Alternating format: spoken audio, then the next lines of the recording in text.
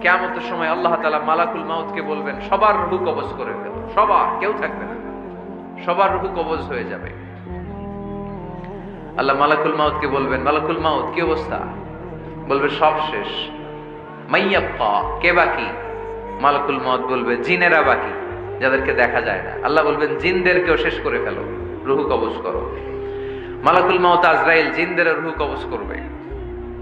আল্লাহ এবার জিজ্ঞেস করবে, ইয়া মালাকাল মাউত আখবিরনি মাইয়াব্বা, এবার বলো আর কে বাকি? মালাকুল মাউত বলবে, আল্লাহ মানুষগুলো সব শেষ, জিনগুলাও শেষ, এবার বাকি ইবলিস শয়তান। কে বাকি? ইবলিসরেও শেষ করো, ইবলিসও শেষ। আল্লাহ আবার জিজ্ঞেস করবেন, ইয়া মালাকাল মাউতি মাইয়াব্বা, আর কে বেঁচে আছে বলো। মালাকুল মাউত বলবে, আল্লাহ আপনার কথা অনুযায়ী পৃথিবীর সব মানুষের রূহ কবজ করলাম, সব জিনদের রূহ কবজ করলাম, ইবলিসের রূহ কবজ করলাম, এখন আছে শুধু ফেরেশতারা। আছে কারা? যাও ফেরেশতাদের রূহ কবজ করো, ফেরেশতাদের রূহ কবজ হয়ে যাবে। এবার আল্লাহ জিজ্ঞেস করবেন, ইয়া মালাকাল মাউত আখবিরনি মাইয়াব্বা। মালাকুল মাউত বলবে, আল্লাহ আপনার কথা মতো ধরে ধরে সব শেষ, ফেরেশতাও শেষ, 4 জন ছাড়া। কয়জন ছাড়া? জোরে বলেন, কয়জন ছাড়া? ইসরাফিল, জিব্রাইল, মিকাইল, আজরাইল। আল্লাহ এই 4 জন আমরা বাকি। আল্লাহ বলবে, যাও ইযহাব ইনতালিক ইলা জিবরিল ওয়াকবাদ রূহা, জিব্রাইলের রূহ কবজ করো।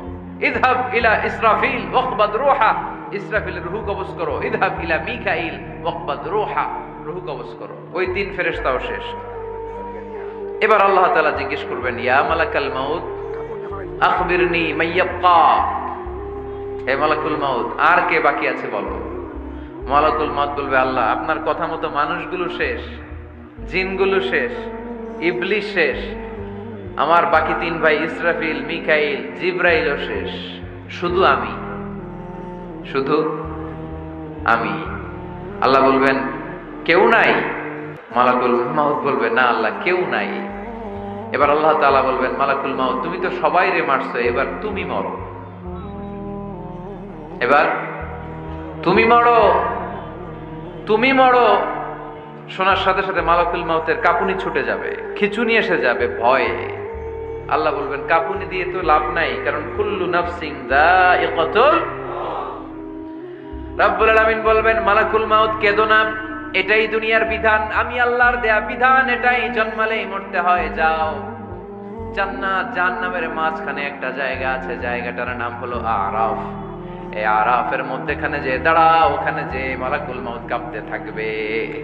মালাকুল মাউত বলবে, আল্লাহ সৃষ্টি শুরুতে যদি জানতাম, সৃষ্টি শুরুতে যদি জানতাম সবাইকে মৃত্যুদান করার পরে, রূহ কবজ করার পরে আমাকেও মরতে হবে, তাহলে এই কঠিন দায়িত্বের ব্যাপারে আপনার কাছে ক্ষমা চাইতাম।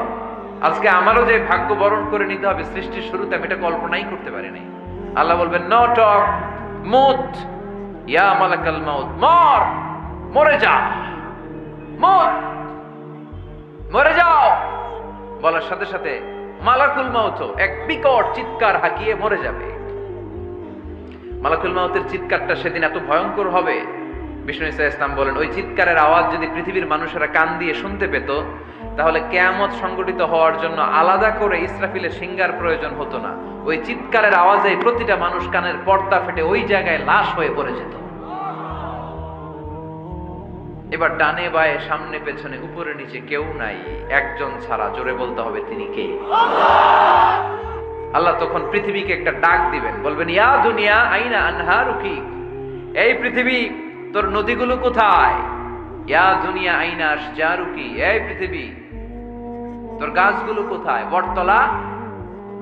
ইয়া দুনিয়া আইনাল জিবাল, তোর বড় বড় মাউন্ট এভারেস্ট পাহাড়, আলাস্কা পর্বতমালা, আল্পস পর্বতমালা, এগুলো কোথায়?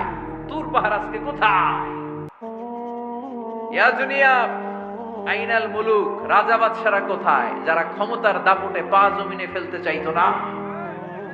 আইনাল জাবাবেরা, অত্যাচারী স্বৈরা শাসকগুলো আজকে কোথায়? কোথায় আজকে? কোনো আওয়াজ নাই। আল্লাহ তখন হুঙ্কার দিয়ে বলবেন, লিমানিল মুলকুল ইয়াউম, who belongs the kingdom today. আল্লাহ চিৎকার দিয়ে বলবেন, আজকে ক্ষমতা কার? আওয়াজ করে বলেন, সেদিন ক্ষমতা কার? আল্লাহ সেদিন প্রশ্ন করে নিজেই নিজের প্রশ্নের উত্তর দিবেন, লিমানিল মুলকুল ইয়াউমা লিল্লাহিল ওয়াহিদিল কাহ্হার। সেদিন ক্ষমতা দুনিয়ার কোনো রাজার নাই, কোনো বাদশার নাই, কোনো স্বৈর শাসকের নাই, কোনো সুলতানের নাই, কারো নাই। সেদিন ক্ষমতা চলবে একজনের, তিনি কে? তার নাম হচ্ছে রহমান। তার নাম কি? আরো জোরে বলেন, কি নাম? এজন্য রহমান কারে বলে আজকে চিনতে পারছেন? তার দয়ার শেষ আছে? তার ক্ষমতার কোনো কুল কিনারা আছে? তার ধন ভান্ডারে কোনো কমতি আছে? এজন্য লা বিশাইইন মিন নিআমিকা রাব্বানা নুকাযযিবু ফালাকাল হামদ। We don't deny any of your mercy and blessings. All praises to you. আল্লাহ, তোমার কোন নিয়ামতকে আমরা অস্বীকার করি না। আল্লাহ প্রথমে ধমক দিয়ে বলছেন, এই মানব জাতি আর জিন জাতি, আমার কোন নিয়ামতকে অস্বীকার করবি? আমরা বলি কোনটাই অস্বীকার করি না। সকল প্রশংসার মালিক একজন, তিনি কে? আল্লাহর প্রশংসা জীবনের সব জায়গায় করতে রাজি আছেন? সবাই রাজি আছেন?